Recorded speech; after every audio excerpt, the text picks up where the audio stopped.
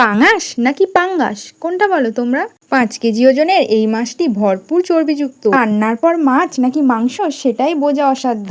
নুন, হলুদ, লঙ্কা গুঁড়ো ও সরিষার তেল মাখিয়ে মাছগুলো ভালো করে লাল লাল করে ভেজে নেব।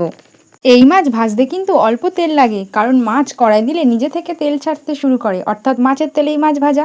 মাছ ভেজে তুলে নিয়ে ওই তেলেই দিয়ে দেব তেজপাতা, দিয়ে দেব পেঁয়াজ রসুন বাটা, দেব টমেটো পিউরি আর আদা আর জিরা বাটা, সমস্ত দিয়ে ভালো করে কষিয়ে নেব। দেব চেরা কাঁচা লঙ্কা, পরিমাণ মতো নুন, হলুদ। কষানোর এক পর্যায়ে মশলা থেকে তেল ছেড়ে এলে দিয়ে দেব জল।